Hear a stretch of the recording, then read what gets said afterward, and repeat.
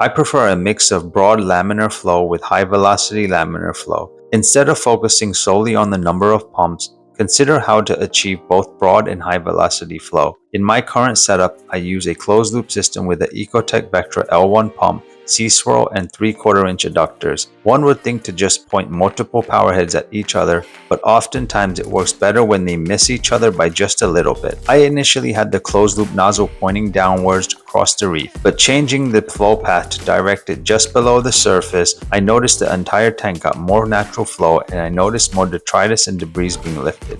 The way I achieve this is have higher velocity nozzles closer to the surface, whether it be a return pump nozzle or a closed loop nozzle. If you run these high velocity nozzles lower into the tank, they will not be as efficient since water moves faster when they're closer to the surface. Just make sure you're not overdoing it since it can lead to salt creeps. The way to increase velocity is to put smaller nozzles on your outlet. So a 3/4 inch works good for like 800 gallons per hour, but if your return pump is only like 400 gallons per hour, then a 1/2 inch nozzle would increase the velocity and it would shoot out a lot further. I've used a variety of pumps including MaxiJet, MagDrive, Vectra, Tunes, Wavebox, Ecotech, Gyrus, and J-Bows. Each is reliable and serves the same purpose of moving water, but they do so in different ways. All the propeller pumps have laminar flow, but what we should be trying to achieve is what the ocean provides, turbulent flow. This can be achieved by placing power heads on opposite sides of the tank where they intersect. Too much flow can be harmful to your reef tank, but too little flow can also inhibit coral growth. In lower flow conditions, a thin layer forms around the coral, which slows down gas exchange, nutrient import, and waste export. In my previous setup, I had 2 pumps, one on each end, pointing directly at each other. What I found is that unless you run them on alternative wave makers, the flow ends up being less than ideal. The turbulence created in the center of the tank was too intense, resulting in uneven flow distribution and creating dead spots in other areas. If you're using 2 pumps on opposite sides of the tank, I recommend positioning them so they don't interfere with each other. Instead of pointing them directly at each other, angle them in different directions toward different regions of the tank. Even though you may not see it, the flow from both pumps will still work together since flow has a cone shape,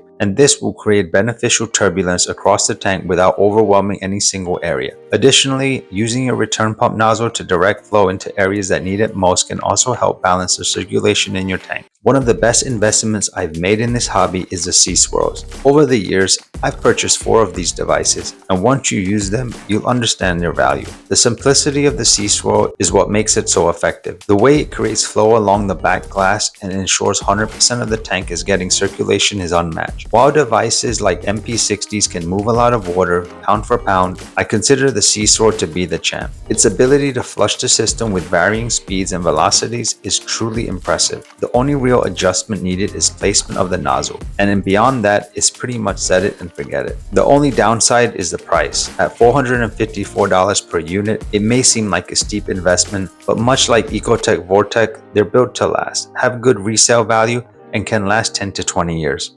If you're looking to create good flow in a smaller system on a limited budget, Coralia pumps on either side connected to a wave maker are a solid option. You can alternate them on-off to create variable flows. Another good budget option would be using 2 J-bow pumps. In a tank of 30 gallons or less, you could even get away with just one slightly stronger pump by taking advantage of how the flow bounces off the glass and circulates from the bottom upwards. Having one pump would require at least 2 nozzles for the return pump just to provide the added flow needed to create some randomness. The key is to never aim pumps directly at your reef and to ensure you have enough flow capacity.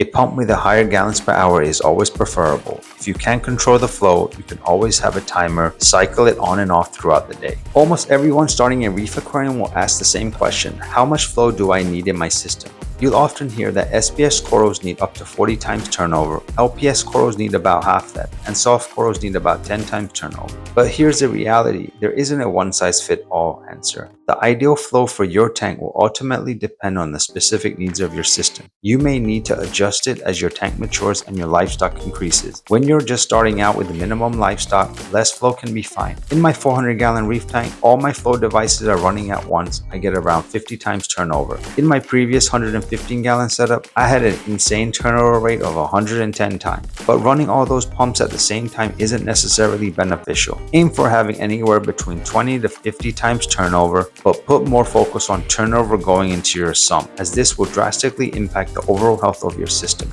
Aim for your return pump to return over at least 10 times your tank volume per hour. So for example, a 100-gallon tank, look for a return pump rated for about 1,000 gallons per hour. Having a controllable return pump can be especially useful for managing your nutrient levels. When my nutrients were too low, I would reduce the flow to the sump, and this would cause an increase in the phosphates and nitrate levels. You will see a lot of people having to turn off their skimmers for the day or more to get their nutrient detectable, but this compromises pH stability. So focus on having good turnover in your sump with the option to reduce it or ramp it up as needed. If you have a sump, you'll need a return pump. For a hang on the back filter, it usually comes with one built-in. Now the important thing is to remember that return pump is a vital part of your system. Without it, the tank won't have filtration, making it the life support of your setup. Now I'm not saying you need to spend $500 on an Ecotech Vector or $3,000 on a base pump, but do your homework. If you go with a lesser known brand, I took the chance with a Perea pond pump because someone I trusted preferred it over Ecotech Vector. There are people who swear by J-Bow return pumps. While I like J-Bow propeller pumps,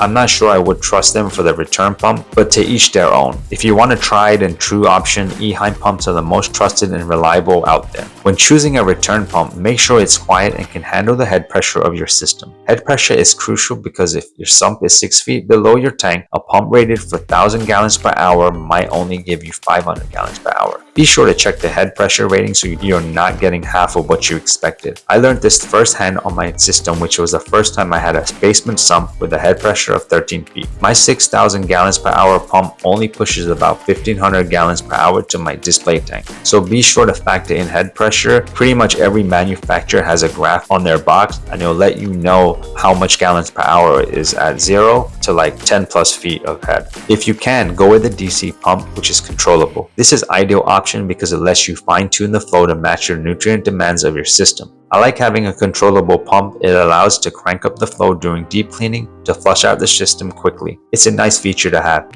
Flow is not only needed in a reef tank, fish need it as well.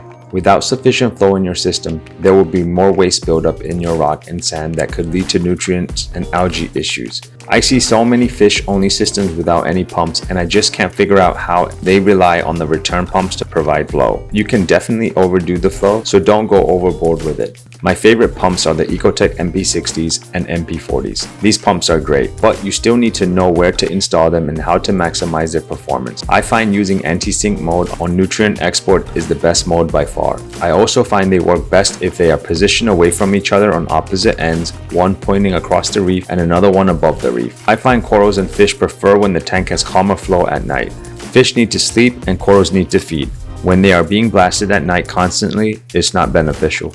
To give you an example, I run my MP60s up to 95% during the day, and at night both are on reef crest mode at 60%. The majority of new hobbyists, even if they could afford a MP40, may not feel it's a good investment since they don't know if they're going to be in the hobby for the long haul. So I would suggest getting a J-Bow pumps. They move a lot of water, and I believe they may have an option to reduce the intensity with their new Wi-Fi setup. In my QT tank, I used a J-Bow pump once and felt it was too much flow at night, so I just added a simple timer and turned it off for 6 hours at nighttime. I felt the corals appreciated being blasted more during the day as long as it was calmer at night when no photosynthesis was going on. I could talk about flow for hours, and there are many ways you can go, but my favorite is the Sea Swirls and Ecotech products. I also love running a closed loop, which I go over in detail in my previous videos, so check that out. If you like this video, here's top 10 tips to optimize your flow in your reef aquarium. Until next time, peace out.